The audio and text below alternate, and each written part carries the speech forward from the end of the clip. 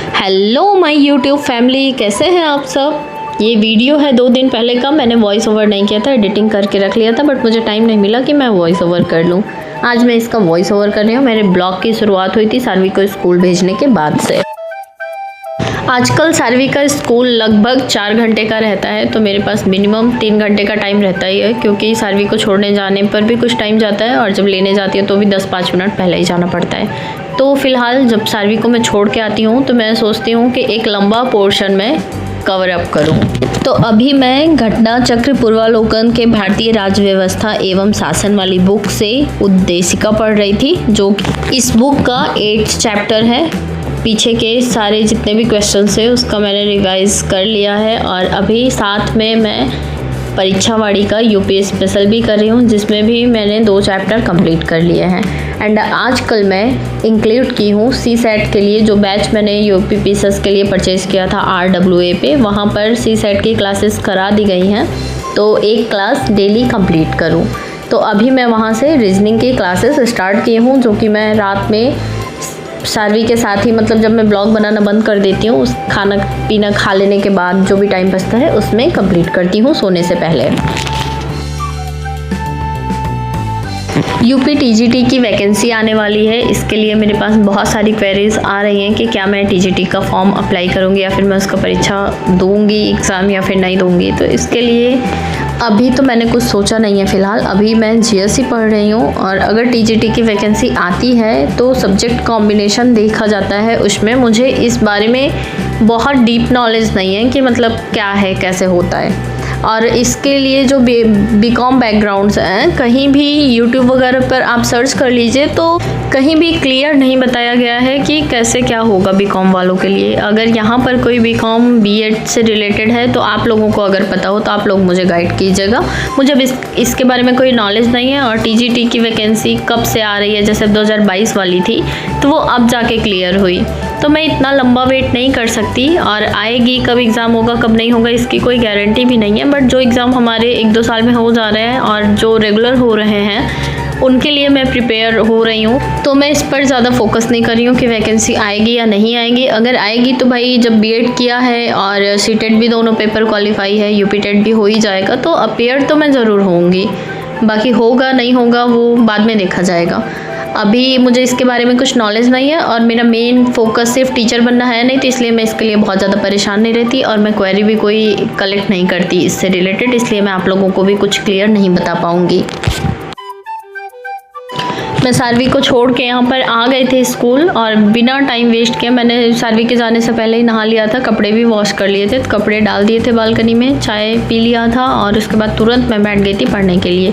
सुबह मेरे फ़ोन का बैटरी डेड था, मतलब कम चार्ज था, तो मैंने कोई वीडियो नहीं शूट किया। मैंने अपना टाइम सेव किया, सारवी को रेडी वगैरह कराया, उनको छोड़ा, और अब मैं यहाँ पर कर रही थी पॉलिटिकल साइंस, जो कि घटना चक्र में कर रही हूँ। और इसका मैंने टारगेट रखा था कि मैं 15 दिन में इसको कंप्लीट कर लूँगी, बट क्वेश्चंस किसी किसी पार्ट में बहुत ज़्यादा हैं और किसी किसी पार्ट में बहुत कम है, और उससे भी ज़्यादा ज़रूरी है कि जो एक अंडरस्टैंडिंग होती है वो बिल्ड होनी चाहिए।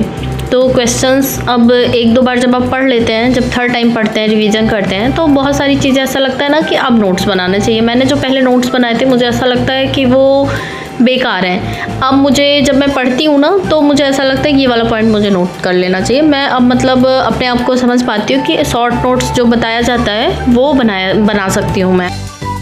पर मैंने पीछे 2 बार पॉलिटी के नोट्स बना लिए हैं, तो इस वजह से मैं नोट्स नहीं बना रही हूँ। बुक में ही जो मुझे ऐसा लगता है कि इम्पॉर्टेंट चीज़ें हैं वो मैं वहीं पे हाईलाइट कर दे रही हूँ, और इसी तरह से पढ़ रही हूँ। धीरे धीरे काफ़ी सारी चीज़ें मुझे समझ में आने लगी हैं पॉलिटी में, और इसके क्वेश्चन से भी मुझसे बनने लगे हैं। और जब पीसीएस का एग्ज़ाम होता है ना, अगर उसके क्वेश्चन पेपर आप सॉल्व करिए, तो जब क्वेश्चन में सॉल्व करने लगती हूँ तो मुझे ऐसा लगता है जैसे मैं डाउट में रहती हूँ, अगर इजी क्वेश्चन आ गया कि नहीं ये गलत ही होगा, क्योंकि इस लेवल का एग्ज़ाम है, इतना इजी कैसे आ सकता है। और जब मैं ऐसे यूपी टेट वगैरह का एग्ज़ाम था तो इसमें भी कुछ क्वेश्चंस थे जैसे संविधान सभा वगैरह से या फिर ऐसा रिलेटेड, या पेट के एग्ज़ाम में थे, तो मुझे ऐसा लगता है नहीं ये सही है।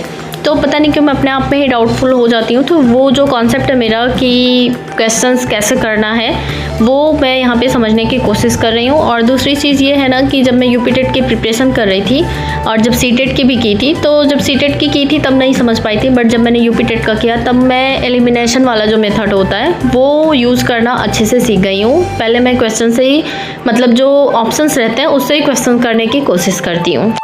और यहाँ पर मैं सार्वी के आने से पहले थोड़ा सा जो खाना पीना मुझे बनाना था, नहीं बना था, वो भी मैंने बीच में बना लिया था। उसमें ज़्यादा टाइम नहीं लगता, 15 से 20 मिनट मैक्सिमम। और अभी 2 दिन से मैं ब्लॉग क्यों नहीं बना रही थी, ये एडिट करके मैंने रखा था। मेरा मतलब भाई आ गया था, छोटा भाई, मौसी का लड़का, और मौसी भी आई थी मुझसे मिलने के लिए। तो मैं चाहती थी ना, बहुत लंबे टाइम बाद मुझे उनके साथ टाइम स्पेंड करने को मिल रहा था, बहुत ही लंबे टाइम के बाद। तो मैं कभी कभी होता है ना लाइफ में कुछ चीज़ें चली रही होती हैं तो बीच में कभी कभी रुक जाना चाहिए, ऐसा फील होता है। मैं 2 दिन का टाइम उनके साथ स्पेंड करना चाहती थी, इस वजह से मैंने कोई भी शूटिंग नहीं किया। बहुत ही लंबे टाइम बाद मैंने उनके साथ टाइम स्पेंड किया। और जो मेरा भाई आया था छोटा सा, मौसी का लड़का, वो बहुत ही छोटा था। जब वो पढ़ना स्टार्ट भी नहीं किया था तब से मैं उसको थोड़ा थोड़ा पढ़ाती थी, और आज वो DU में पढ़ रहा है। बहुत ही अच्छी रैंकिंग, मतलब रैंक थी उसकी, और अच्छे कॉलेज में, हंसराज कॉलेज में पढ़ रहा है। मुझे बहुत ही अच्छा लगता है। जब उसका सिलेक्शन हुआ था लास्ट ईयर CUET के थ्रू, तो मैं बहुत ज़्यादा खुश हुई थी। मौसा जी तो खुश हुए ही होंगे, और मुझे ऐसा लगता है उनके बाद सबसे ज़्यादा खुशी मुझे मिली थी जब उसका सिलेक्शन हुआ था वहाँ पे पढ़ने के लिए। क्योंकि मेरा हमेशा से था कि मैं भी कभी पढ़ूँ बहुत अच्छे कॉलेज से, और जबकि मैंने उससे अपने बच्चे के जैसे पढ़ाना स्टार्ट किया था, स्टार्टिंग की थी, उसको पढ़ाया था मैंने।